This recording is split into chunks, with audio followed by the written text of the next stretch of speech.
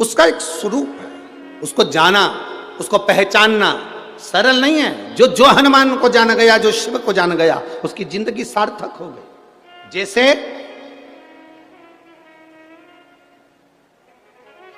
आप एक बेलपत्र, जैसे आप एक बेलपत्र कि ये दो जो पत्तियां होती हैं, जरा ध्यान देंगे, ये दो जो पत्ती नीचे की रहती है बेलपत्र, आगे का भाग एक बेलपत्र और नीचे की जो ये दो पत्तियां होती हैं, इन दो पत्तियों के ऊपर एक एक शमी पत्र। ये दो जो पत्तियां हैं, इन पत्तियों के ऊपर एक एक शमी पत्र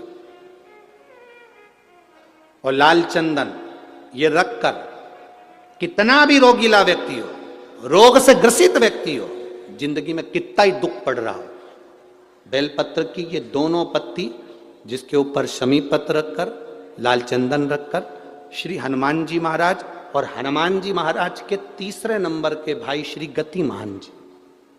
हनुमान जी कितने भाई हैं? 6। उसमें हनुमान, रतिमान, व्रतिमान, मतिमान, गतिमान, तो जो नीचे के क्रम में आते हैं श्री गतिमान जी, उन गतिमान जी और हनुमान जी का नाम लेकर जो शिवलिंग के ऊपर समर्पित कर देता है, रोग का निवारण होता ही है, रोग मुक्ति होती है। और हमारा शास्त्र कहता है कि शंकर भगवान की परिक्रमा नहीं करी जाती, क्योंकि शिव जी ने वो गणेश जी को वर दे दिया था, तो पार्वती जी ने उनसे मांग लिया था कि आपने गणेश जी को बिना सोचे समझे वर दे दिया। प्रथम गिनती का मेरा षडानंद कार्तिक मोर पर बैठकर परिक्रमा कर कर आया था, गणेश जी ने बुद्धि से परिक्रमा करी है और मेरे कार्तिक ने शरीर से परिक्रमा करी है। आपने गणेश जी को वर दिया है, मैं आपसे वचन लेती हूँ आज के बाद आपकी कोई परिक्रमा नहीं करेगा। दिन होना चाहिए मंगलवार, एक धतूरा, उस धतूरे को फोड़कर उसके अंदर का फल निकालकर उस फल को शिवलिंग पर चढ़ाकर एक लोटा जल शंकर भगवान को समर्पित कर कर। दिन होना चाहिए मंगलवार। कौन सा दिन होना चाहिए? जम के बोलो जरा, मंगलवार का समर्पित करो। उसके बाद में आप विवाह के लिए अगर समर्पित करे हैं तो विवाह में देरी नहीं होगी। व्यवसाय और व्यापार के लिए या नौकरी के लिए समर्पित करे हैं तो उसमें देरी नहीं होगी। कहते हैं शंकर, ये शिव महापुराण जो हो रही है ददरुआ धाम सरकार के इस पवित्र प्रांगण के अंदर, श्री हनुमंत लाल जी के इस पवित्र मंदिर प्रांगण के अंदर जो ये शिव पुराण की कथा हो रही है, इसका नाम है शंकर सुमन शिव महा।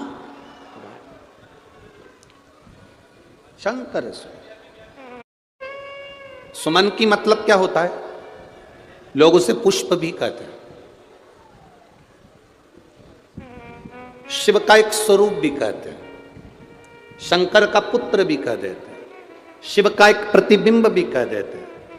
जिसे कहा यह अष्ट सिद्धि, माता जानकी से जब मिलने गए थे तो माता जानकी ने हनुमान जी को कहा था, मैं तुम्हें क्या वर दूं? अष्ट सिद्धि देती हूं, नौ निधि देती हूं। सीता जी कह रही हैं मैं तुम्हें अष्ट सिद्धि देती हूं, नौ निधि देती हूं। हनुमान जी ने कहा ये 17 लफड़े मेरी जिंदगी में मत पाड़। कितने लफड़े? 17। आप लोग जब आपस में बात करते हो ना तो बात बात में बहुत सारे लोग कह देते हैं अरे बहुत 17 लफड़े जिंदगी के चल रहे हैं। कोई पूछे तुमसे 17 लफड़े कौन से? ये वही हैं, अष्ट सिद्धि नव निधि के। ये 17 लफड़े जिंदगी में चलते ही रहते हैं। हनुमान जी को शंकर सुमन कहा गया क्योंकि विनम्रता का लक्षण श्री हनुमंत लाल जी के पास विनम्रता की। कितनी विनम्रता! जरा देखिए हनुमान जी की विनम्रता। शंकर सुमन क्यों कहते हैं हनुमान जी को? उनकी विनम्रता देखिए। जब सीता जी का पता लगाने जा रहे हैं तो अष्ट सिद्धि नवनिधि के दाता श्री हनुमान जी महाराज बूढ़े जामवंत से कह रहे हैं कि आप मुझे आज्ञा दीजिए कि मैं क्या करूंगा लंका में जाकर, क्या करना है मुझे, कैसे जाना है मुझे, क्या करना है मुझे। इतना बुद्धिवान श्री हनुमंत लाल और बूढ़े जामवंत से पूछ रहे हैं कि मैं क्या करूंगा वहां जाकर। मतलब उनकी बहुत विवेकी जो व्यक्ति होता है, जिसमें बहुत बुद्धि होती है, वो हमेशा झुक कर चलता है, छोटा बनकर चलता है। इसलिए हनुमान जी महाराज विनम्र बन गए। आप बताओ मुझे करना क्या है।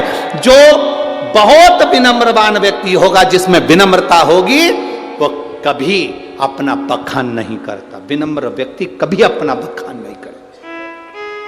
आप में से कोई व्यक्ति अगर लंका चले गया होता सीता जी का पता लगाने, तो 25 बार माइक लेके चिल्ला चिल्ला के बोलता, मेरे को पहचानते हो, मैं लंका गया था सीता का पता करने।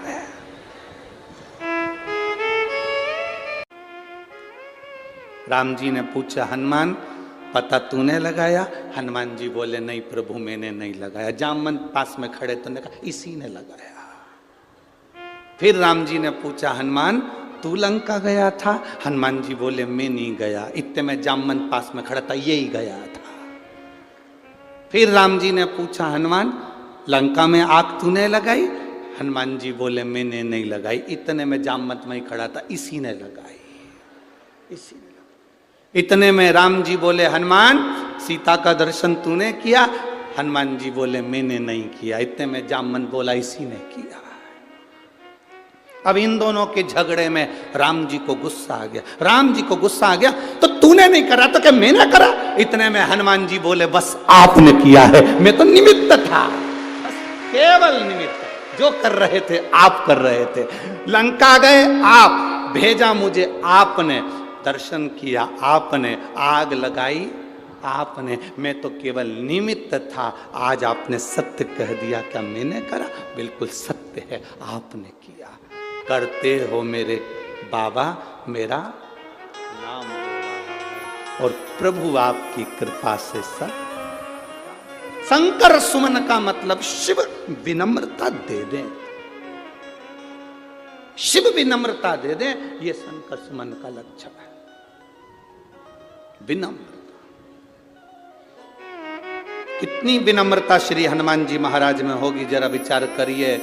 चढ़े, कितना बल है हनुमान जी महाराज में। जिस पत्थर पर लात रखा वो पत्थर नीचे दब गया, जिस पत्थर पर लात रखा वो पत्थर नीचे दब गया, पत्थर दब गया नीचे। विनम्रता देखिए श्री हनुमान जी महाराज की। उनको शंकर सुमन क्यों कहते हैं? माता अंजना ने मांगा, मां अंजना देवी ने कहा कि मेरे को वर देना, मेरा बेटा जो हो वो विनम्र हो। शंकर जी कहते हैं विनम्रता किस लिए? तो अंजना माता कहती हैं बलवान व्यक्ति, वीर व्यक्ति, सिंहासन पर बैठने वाला व्यक्ति, राजसी ठाट में रहने वाला व्यक्ति एक दिन मरकर चला जाता है। मरकर चले गया तो 2 साल, 4 साल, 6 साल, 8 साल उसको लोग पूजते हैं, उसके बाद कोई नहीं पूछता। पर कोई विनम्र व्यक्ति है, अगर चला जाता है तो मरने के बाद भी पूजाता रहता है, उसकी विनम्रता के। शंकर की आराधना करी थी, शिवलिंग की पार्थिव लिंग का निर्माण करती, पूजन करती माता अंजना। उनके साथ में केसरी बाबा भी पूजन करने बैठे, गौतम ऋषि के कहने पर उन्होंने पूजन करी थी। पार्थिव शिवलिंग की जो पूजन है ये जीव को फल देती ही है। राम जी जब अयोध्या से चले मेरे सीताराम सरकार, लंका तक जाते हैं, लंका के बीच में जितनी जितनी जगह पर राम जी रुकते हैं प्रतिदिन, उतनी उतनी जगह पर एक पार्थिव शिवलिंग का पूजन करते हैं। हम आपसे प्रार्थना करेंगे कभी जिंदगी में मौका मिले, आप वृंदावन की यात्रा करने जाते हैं, आप गोवर्धन परिक्रमा करने जाते हैं, आप पंढरपुर जाते हैं, आप द्वारका जाते हैं, आप जगन्नाथ जाते हैं, एक बार राम पथ गमन पर भी जाकर देखिए, जाकर देखिए। भारत सरकार द्वारा राम पथ गमन बनाया गया है। अयोध्या से लंका तक के बीच में रामेश्वर तक ये राम पथ गमन बना है। कुछ मध्य प्रदेश में, कुछ छत्तीसगढ़ में ऐसा होता हुआ, कुछ महाराष्ट्र में फिर होता हुआ ऐसा राम पथ गमन गया। पार्थिव शिवलिंग का निर्माण मेरे राम जी ने किया है, और केवल राम जी ने नहीं, भगवान कृष्ण ने भी पार्थिव शिवलिंग का निर्माण करा। जब उनके घर में संतान नहीं हुई, 16,108 रानी पटरानी भगवान कृष्ण की, और संतान का सुख नहीं हुआ, गर्गाचार्य बाबा को द्वारका बुलाया गया। हाथ जोड़कर मेरे बाबा भगवान द्वारकानाथ ने कहा, मेरे यहाँ संतान का सुख नहीं है, इतनी रानियां मेरे यहाँ, पर संतान का सुख नहीं, आप कृपा करो। गर्गाचार्य बाबा ने कहा, सुनो कृष्ण, एक एक रानी के साथ 11-11 दिन तक भगवान शंकर के पार्थिव शिवलिंग का पूजन करो। भगवान कृष्ण ने एक एक रानी के साथ 11-11 दिन तक शंकर भगवान के पार्थिव शिवलिंग का पूजन करा। शिव जी ने प्रकट होकर भगवान कृष्ण से कहा, मांगो क्या चाहिए। भगवान कृष्ण कहते हैं, मेरे यहाँ संतान नहीं। भगवान शंकर ने कहा, एक एक रानी के साथ 11-11 दिन तक बैठकर तुमने मेरा अभिषेक करा है, मैं तुम्हें वर देता हूं, तुम्हारी एक एक रानी से 11-11 संतान होगी। 10 पुत्र 1 पुत्री, 1,77,186 जो संतान का जन्म हुआ वो शिव कृपा से। तुलसी जी की परिक्रमा कर रहे हो, हाथ में भले जल का पात्र रख लो। किसी वृक्ष की परिक्रमा कर रहे हो, अपने हाथ में कोई दाना रख लो। कोई परिक्रमा कर रहे हो, अपने हाथ में कोई अगरबत्ती, कोई धूप बत्ती, कोई मालिका रख लीजिए, कोई दीप रख लीजिए, कोई सामग्री रख लीजिए। कोई परिक्रमा खाली हाथ कभी नहीं करना चाहिए। शिव महापुराण की कथा में माता पार्वती जी से शंकर भगवान नंदन वन काशी में कह रहे हैं, पार्वती, मृत्यु लोक में 2 कारण से मनुष्य का जन्म होता है। पहला, मनुष्य का 2 कारण से जन्म होता है। पहला कारण है कि भगवान का भजन करना, और दूसरा कारण है अपने कर्म का भोग भोगना।